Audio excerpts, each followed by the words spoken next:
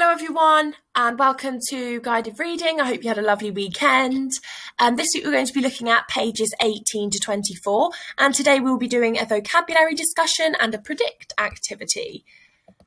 Okay, so I'm going to start reading from page 17 so we can remind ourselves what happened last time and continue with the story to page 24. So, the story.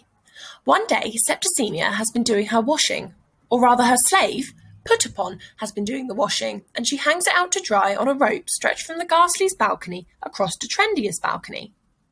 It's the washing line that everyone uses. Perillus is over there visiting Scorcher, who is teaching chariot racing tactics to the young lad. Scorcher is telling Perillus how important a good sense of balance is when you're being rattled about in a lightweight chariot. Perillus, being the daredevil he is, tells Scorcher that he has the most brilliant sense of balance already, and he will prove it right in front of Scorcher's eyes. Next thing, Perillus has climbed up to Trendia's balcony and is stepping out onto the washing line, arms outstretched on either side, wobbling about all over the place. Can you believe it? Perillus actually manages to get about halfway along the washing line before the rope breaks. Down comes Perillus, engulfed in Septicemia's washing, and thrashes about all over the dusty yard. Septicemia comes bursting out of the house like a giant cold sore and starts screaming at Perillus without a thought for whether or not the boy was hurt.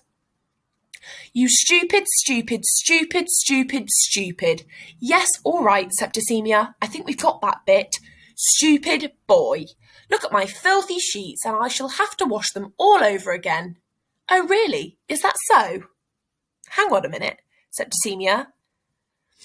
You didn't wash those sheets in the first place. Your poor slave girl, Put-upon, did all that washing. She's the one who will have to do it again. I must quickly tell you that Crabbus and his wife think they're better than anyone else in the house over the road because they do have one slave, whereas everyone else on that side of the street has none. I feel quite sorry for Put-upon. It's bad enough being a slave, but to be a slave to the Garsleys? I think I'd rather eat slugs all my life. Slugs being the least tasty creature of all.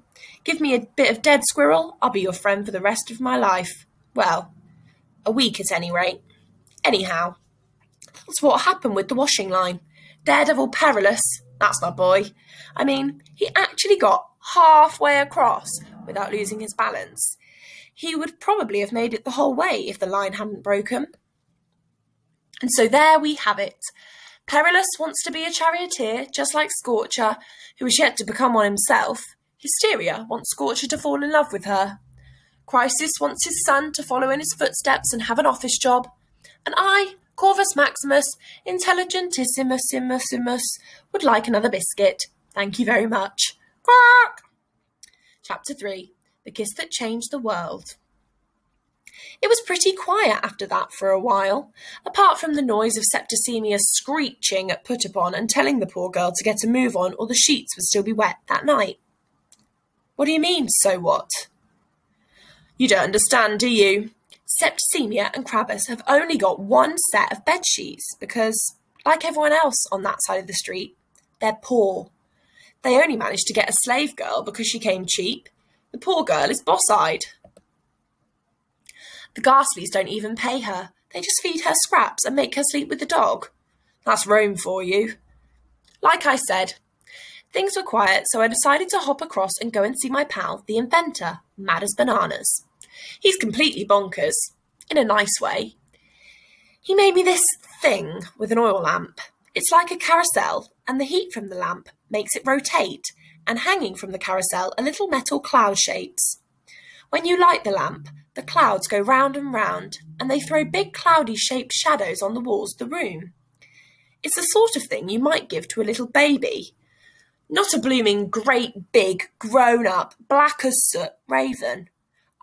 I made it to help you feel as if you're out in the open air, beneath the sky and the stars, Mad as Bananas explained.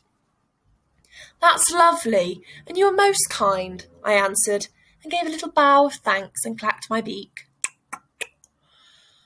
The cloud carousel is very nice, and I didn't have the heart to point out to Mad as Bananas that although I'm very clever, I can't light oil lamps because I don't have opposable thumbs.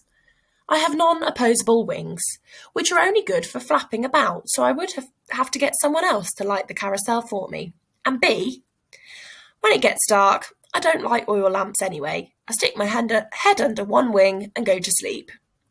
Last but not least, C, shadowy, dark clouds usually mean it's going to rain, in which case I'd rather be indoors in a warm, dry villa listening to Perillus snoring.